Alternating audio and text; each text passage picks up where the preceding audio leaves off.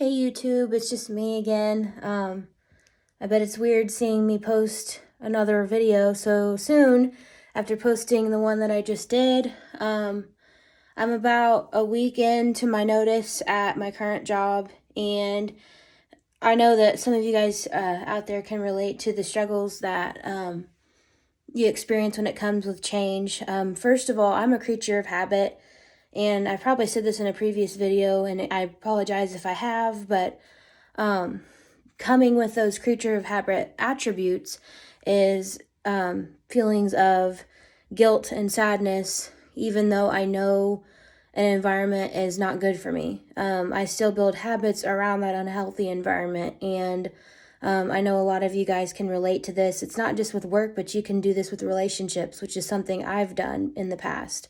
You build your life and your world around somebody that you know isn't good for you, and then when it comes time to leave, you feel the wrong emotions. Like right now, I'm kind of struggling with the wrong emotions.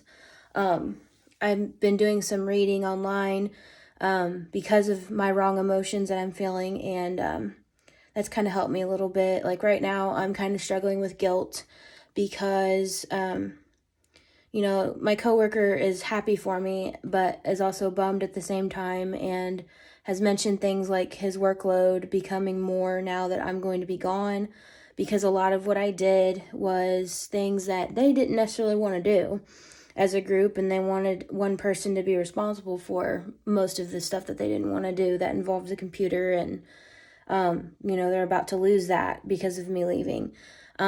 The only feedback, sadly, that I've received has been from him and not my manager.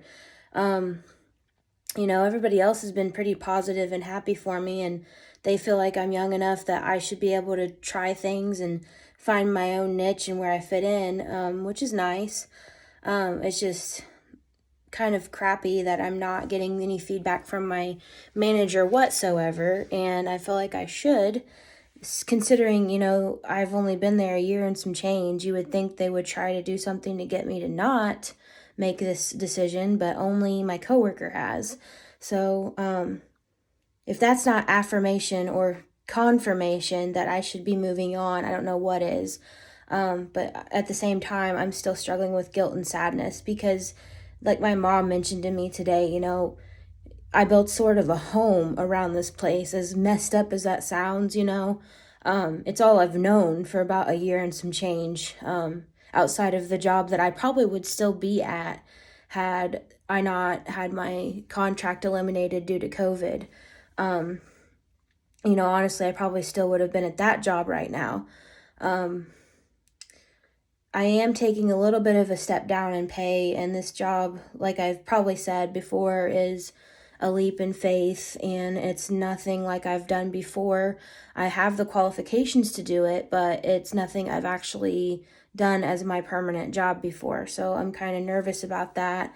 I'm nervous about learning their equipment, the stuff that they sell. I'm just nervous about am I going to be able to grasp that to the point that I can actually teach somebody on that topic, and be successful at it and make it engaging. But at the same time, I also have reservations and sadness and some guilt that I'm struggling with today in terms of leaving. And now I worry that I'm going to struggle with making it through my last day without crying. And that's terrible for me to think about. I mean, I know I shouldn't be sad because the job itself, this environment that I've worked in for a year and some change, has made me sad to begin with, even under normal circumstances when I didn't know I was leaving yet or not and was still looking for something. And this just brought me to the topic of remembering my why, and I read another article that reminded me of my why, and I thought that I would hop on here and do a quick video of what I decided was my why. So I don't think I can't flip the camera around while I'm recording. Apparently they don't have that feature unless you're live or something, so I'll just go ahead and read this to you. Basically what I've done is I've created, here I'll show you, a sheet that I've put at this door and my front door to remind me all of the concrete reasons why I am choosing a new chapter and should choose a new chapter, and why God has opened the door he has before me. because I struggle with that. And when I start to feel sad and guilty, this is something I want to refer back to and read. I'm sorry for all the lights too, by the way. I have green IKEA lights right now in my kitchen and an overhead light that I have turned on, so it's not too dark in here while I give this video to you guys. But I'll go ahead and read this to you. So, and I'm sure if you guys are in a toxic job environment, you can relate to some of these and maybe apply them to your own life and maybe get the courage to either move on or try to find something new. And before I get into reading this, another thing that just kind of popped into my head before I started to record tonight was if your narrative never changes to anything positive, that should also be a reason why you need to change your chapter and change your environment. Because now that I think about it, my narrative really hasn't changed much in the last 6 months. I mean, yeah, I've grown professionally and I've become a better quality engineer, but at the same time, it's costed me my mental health and my happiness, my physical health in some ways. And, my narrative, and what I mean by narrative is, what are you saying every day? How are you talking to people every day? And, I've just noticed when I talk to my boyfriend and when I talk to anybody outside of work, I don't sound happy. And when I talk about my job to them, it number one wears them down because it's always something negative. It's never anything positive. And I just don't feel good when I finish talking about it. And I don't feel good inside or out coming and going from that place, and that was also the ultimate decision maker as far as, do I take this leap of faith and go into this new chapter? So just as a perspective, if your narrative doesn't change to positive at any point in your career, then it might be time to change. There are bad days. There's going to be bad days everywhere you go. But if there's more bad days than good days and the narrative always stays the same, negative, then that's a good indication that you should be changing what you're doing for your livelihood. And, another big reason I'm taking this step is also to try to get my life back, because I feel like everybody deserves a good work-life balance. And I want to be able to have my weekends. I want to be able to spend time with my family and not learn at 3 o'clock on Friday I have to be working all weekend long. And a lot of times it was all weekend long where I work currently, and there's always the Saturday and Sunday, it's not.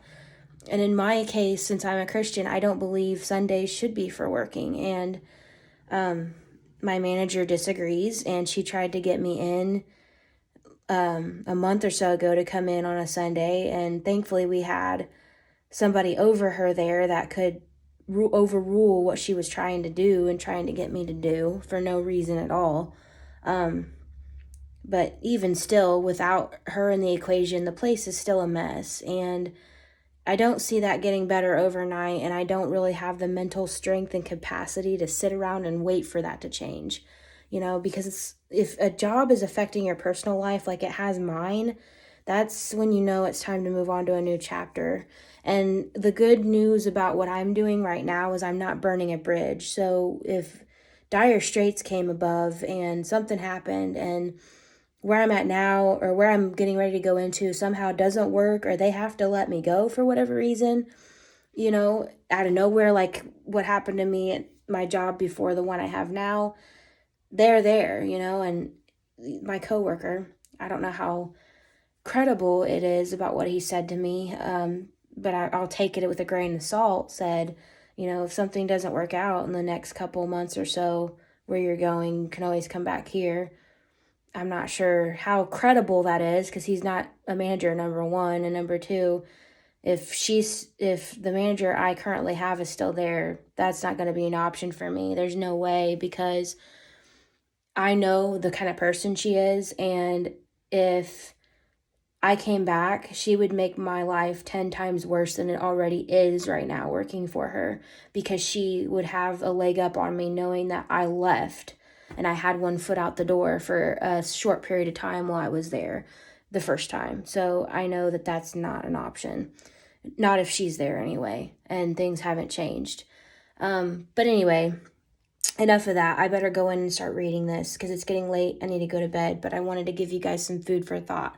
So the list I came up with for my affirmations that I put on both my doors is number 1, I do not deserve to walk on eggshells every day at a job. Nobody deserves that. You should not come in scared and unsure of what kind of mood your manager's going to be in every day. And for example, tomorrow I have to worry about that because there's something I don't agree with that she's asked me to do, that I have legitimate reasons why I don't agree with doing it. I've started working on it, but I'm hoping my coworker will support me in saying that doing this is kind of redundant on a procedure that we don't need because we already have, and we don't need to make a procedure on top of a procedure. So I now have to worry about what mood she's going to be in to begin with in order to be able to receive this information. If she's in a bad mood, I'm going to have to do it anyway, even though it makes no sense whatsoever.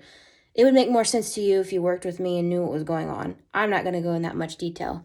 But anyway, number 2, I deserve to be treated with dignity, respect, and my work should matter.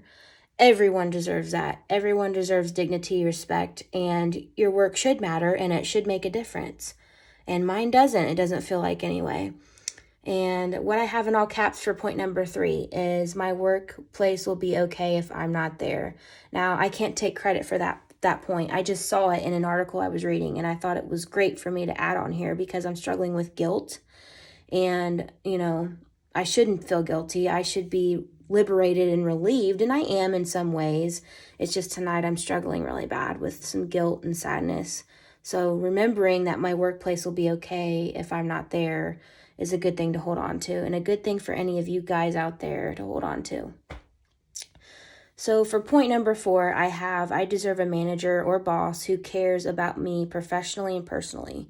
Now, when I say that, I don't mean they need to know every personal detail of my life and all of that. I'm just saying relationship-wise and building a professional relationship for growth and to feel like you matter. That's the things that I look for in a boss. And I want them to actually care about me to do a good job, number 1. I want them to care about my professional life and my professional growth.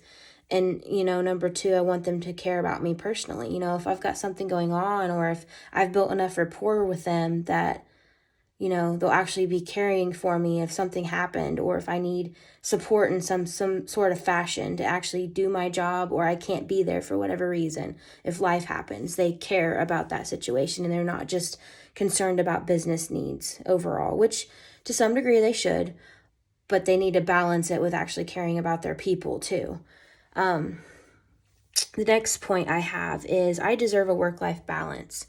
Everybody deserves a work-life balance. And I feel like the longer I stay where I'm at now, I won't be getting that. And the weekends are always unpredictable. I can't make plans. I constantly have to schedule or cancel serving at my church because I have to be at work. And I haven't been able to serve in the last 6 or 8 weeks because we've been in such a bind every weekend. And it happens to be every weekend I'm scheduled to serve, I have to be there. So that has gotten very old very fast, and that should be another motivator for me to get out and get somewhere where I'm guaranteed to have that kind of work-life balance. This next point I have in all caps, and this is something that everybody should take to home. It says, I do not deserve coming home in tears, waking up in tears, and driving to work in tears. I have been in that all of those situations actually. This past year with my work. I've woken up in tears, I've had to go home in tears, and I've had to drive there in tears.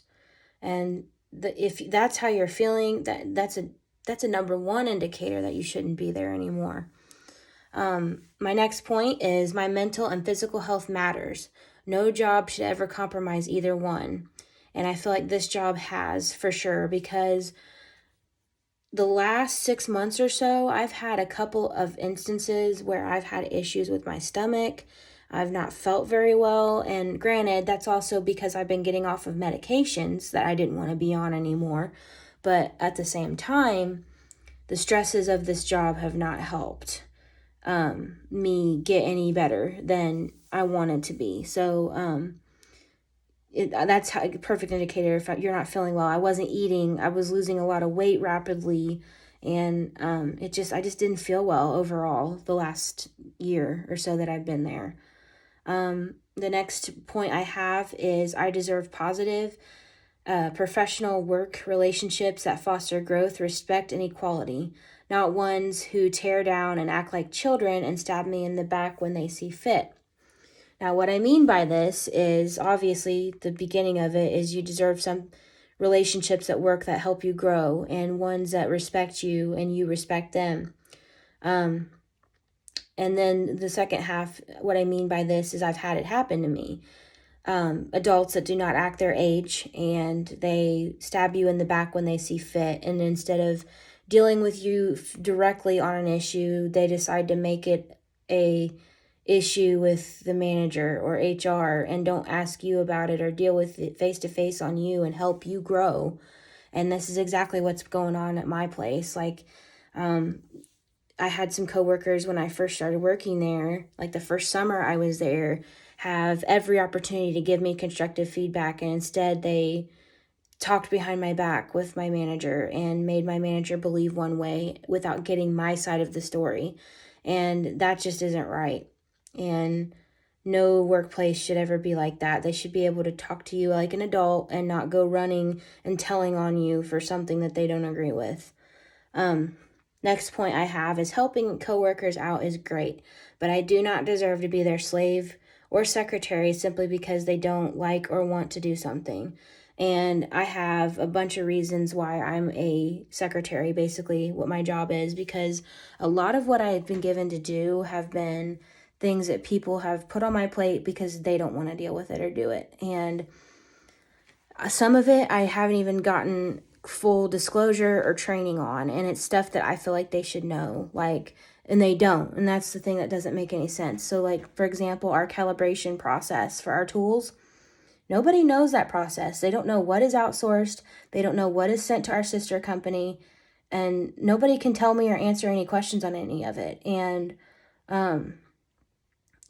I've had to muddle through it and figure it out, and nobody bothered to try to get this information from the paint engineer before she quit. And that's been an issue. And one day, the quality manager, before he also has been absent, before he took off, decided to dump it on my plate to figure out. And I've had to run around like a chicken with my head cut off ever since. And I've also been yelled at because some stuff isn't turned in or what have you. And it's just super frustrating because my manager looks down on me like it's something I should already know how to do and should have already been trained on. And I never was, not even from day one. And nobody can figure out what the process is because the one person that did know how to do it and stayed on top of it is gone and left out of nowhere because she had something wrong, stick up her butt or something.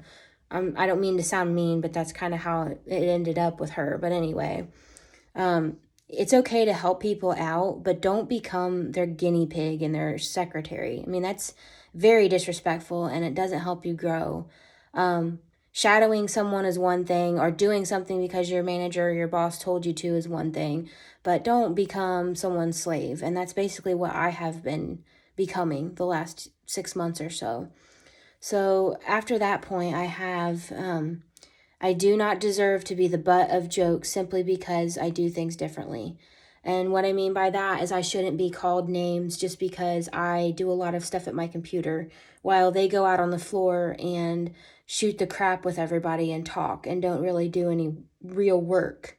Or they go out to meetings or something out there. I'm the type of person that doesn't just go out on the floor if I don't have a reason to be out there. And I can't help it that a lot of what they gave me to do involves the computer and a lot of documentation stuff. And they made it a complete joke and have called me names because I'm not out on the floor enough. And they've also commented on that and told on me with my manager on that. And I'm just not the type of person to go out on the floor for no reason whatsoever. And I just feel like there's a difference between being the butt of someone's jokes and then just joking and cutting up in good fun. And this is me being a butt of someone's jokes because they constantly do it. And One day in particular, my boss said out loud, "Since you like working at your desk so much, I want you to do this for me." And she did not say it in a joking way and thought it was funny that I kind of gave her a look for saying that. And that I didn't think that was funny. And that also solidified my reasons for leaving. And I've already shared all this with my coworker, and he's going to share it with the Japanese guy when he comes back, but he's not going to tell her. At least he doesn't tell me he's going to. I don't know that I trust. I don't care though either way because I'm leaving, so it doesn't really matter. But anyway, back to this. I've got one more point to give before I sign off, and it says I deserve a workplace that encourages me to take good care of myself and come in put together every day to put forth my best self and efforts. Now, what I mean by this is maybe 6 or so months when I was in this job, I kind of stopped putting in effort to myself. Like, I go to the gym, I work out, I try to eat healthy, I do all of those things, and I never stopped doing that. But I stopped caring about my hair and my makeup and what kind of clothes I wear underneath my uniform. I just kind of stopped doing that because I don't feel motivated, and I've gone through so much stress and hell at this job that I just kind of stopped. And I stopped going into work with makeup on, and I don't do my hair. I mean, I brush my hair and I brush my teeth and stuff, but like I just come in plain looking. And this new chapter that I'm going into, I'm hoping will change that. I feel like you deserve an environment where you feel like you can put yourself together, wear something decent, and look good for yourself and look good for them, and put your best self forward. And I feel like in this new environment, I'll get a chance to do that, and I will actually feel the motivation to do so. Unlike where I'm at right now. Where I'm at right now, I stay in bed pretty much until the last possible second, and then I get ready for work. And I don't feel like that's the right way to do things, obviously. And no, I'm not a morning person to begin with. Doesn't matter where I work on that, but I would be more of one if the work environment I was going into motivated me more. And I feel like the environment I'm getting ready to go into will. Um, I don't know if I've mentioned this before, but I'm basically taking a week in between jobs. So my job's going to wrap up next Friday. So a week from Friday, April 1st, April Fool's Day, ironically, is going to be my last day. So once it wraps up, I will be taking a week to transition, get ready for my new job, get my house in order, and get my budget reset, and kind of get a rough idea on what I want to sign up for when it comes to insurance, because that will take effect a month into my job.